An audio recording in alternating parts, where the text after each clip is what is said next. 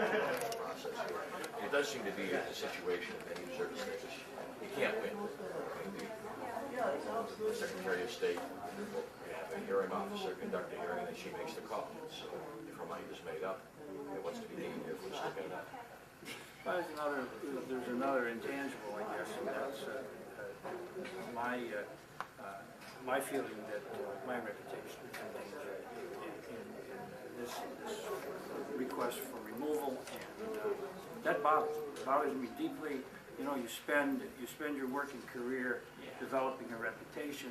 It's common knowledge around here in the business that we're in my day job and in this job. You have one thing.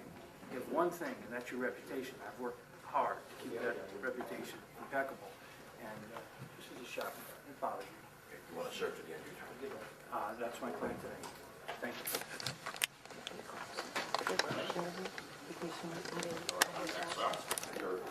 Which would cause a total hand recount of all votes cast, and they think such a recount's unnecessary before the election results would not, because the election results would not change. That's December 10th. That's before the recount. Mm-hmm. What does that say to you, Ben? Well, I think that it says to me that you want to have an accurate recount. We don't want to have any human error enter into it that might generate a full recount of the count. There's a variety of ways that human error could come in. Okay, but that has nothing to do with not following the procedures as laid out in the count procedure. Those are still necessary to be followed out. This is a large county. 3%, counting 3% of that is a tremendous undertaking by the staff here. And let me say one other thing. There is no skin off of anybody's nose here to go to a full recount. That provides a number of jobs, well-paying jobs for individuals that would be sitting down there for a few weeks that would be earning some good money conducting this recount. And keep in mind one other thing on this recount. This recount had no effect on the presidential election. It had already been certified. No court action had been filed.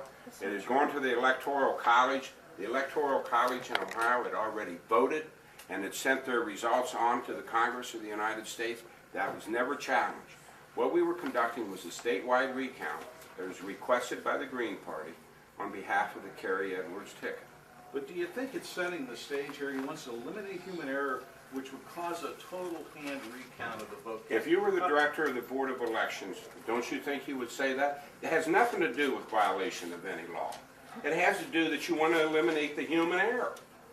Factors that human beings might commit an error that would generate something like that. But isn't it interesting that he went to the prosecutor to ask for his advice? Mm-hmm. Isn't it interesting that he went to the prosecutor and said to the prosecutor, you know, how can we do this? Can you work with me on the results? And Ordini continues, this office continually advises during the conference call that the stated procedures should be followed. The stated procedures? He didn't say do it like you've always done in the past. He says follow the stated procedures.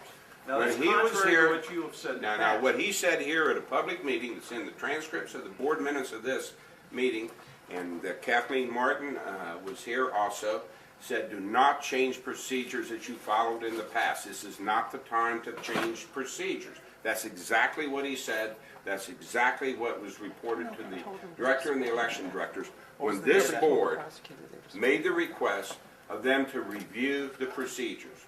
And if you'll remember, subsequent to that board meeting, we had an extensive discourse on what random selection was. And it took up a sizable portion of that meeting, which was held on the 15th, which I happen to agree. When I checked with professors at Ohio State that said to me there are different interpretations of what random means, I had to agree with them. It was one method. We changed the method of random selection here by going to ping pong balls in future recounts. I think that's more random. The way they were doing it was a random selection, as I found out. So that question was that. We asked the other question about the procedures. They were told not to change the procedures. Now, if you have knowledge that maybe those procedures are wrong, and you are somebody's attorney, you have an obligation to say, hey, hold on a minute. Whether you're representing a corporation or a public body, you have an obligation to say, hold on a minute. Let's take a look at these procedures. I don't want you to get in trouble. I don't want you to violate the law. That's what an attorney tells a client. because you could inadvertently violate the law. Keep in mind that these are misdemeanors. They were convicted on violation of procedures on the recount. Misdemeanor, but they're going to prison for 18 months. One was a felony and one was a misdemeanor. I think they were all misdemeanors. No, one was, One was a I think felony? One was a low-grade felony. Okay. one was a felony and one was a misdemeanor. And as I said before, people have been sentenced to prison for less time for involuntary manslaughter. Is that why you're not going to resign, Bob? Look, I'm not going to resign because I was selected for a term here that expires in February 28th. As I agree with Mr. Soggs, I'm not admitting that we've committed any malfeasance, misfeasance, or nonfeasance as board members. Are you suggesting there's some sort of a connection or conspiracy between Ms. Hoke, her husband, and maybe Mr. Lally to let this thing develop? Tom, what I'm saying is let's go back to November 1st, 2004, when I walked into this board meeting, okay? I was handed a letter from the county prosecutor's office saying that I had a conflict of interest because I was chairman of the Ohio Republican Party, and they tried to remove me from the board at that time. Now, that was resolved very quickly that night, right here in this boardroom. Now I have to question a continuation of, now we go and we get two low-level employees at the Board of Elections that are indicted for wrongdoing. I mean, this thing kept escalating up. The prosecutor never notified us on the 20th or any short time thereafter that this had gone into a criminal investigation. As a matter of fact, as I continue my investigation, and I look at the minutes of February the 8th, 2005, everything that was admitted in trial was admitted right here in this boardroom by the individuals. And this board questioned some of those procedures. Another question. Well, Bob, the Secretary of State says you have till 5, so you're... Well, she has to take her action, and we'll deal with it accordingly. Another question from the memo that the other gentleman was quoting from. R&D writes to Mason, this office was never informed at any time that Director Vu was conducting recounts or test runs without witnesses prior to the time of December 16th and 17th, 2004, when witnesses were to be present. So Orandini is saying that he never advised, that he never learned that someone was planning to do some sort of pre-selection before the witnesses were present, or open the seals earlier. There was, you would have to deal with the individual employees on that. There was a procedure that was in place going back to 1981 that was approved, as I understand, and I'm trying to get the documentation for this, by former Secretary of State Anthony Calabrese, that the boards could engage in what was called preparation work for a recount election. Now, keep in mind that the ballots are stored in the order in which they come into the board. We're talking about the punch cards. So if you bring in the recount team on Tuesday and you're selecting 3% of those ballots, just setting aside the random question for now, it's going to take a substantial amount of time for them to find those ballots in the drawers and gather them together and say, we're going to do the hand recount. Now, that makes a little bit of sense to me. I'm trying to get that old directive. I'm trying to retrieve that, but I've had virtually, since these employees were convicted, to really go to work on this. Were you sentenced to jail. I mean, you know, look, I'm upset about the fact that two employees trying to do their job here, that the prosecutor saw fit to have him indicted, taken before a judge. I think they were after other people, if you want to know this. The truth, Were you as and the I think board the aware- judge indicated that at the sentencing. Were you as the board aware that the employees pre-selected the ballots? Pre-selected the precincts and counted the ballots.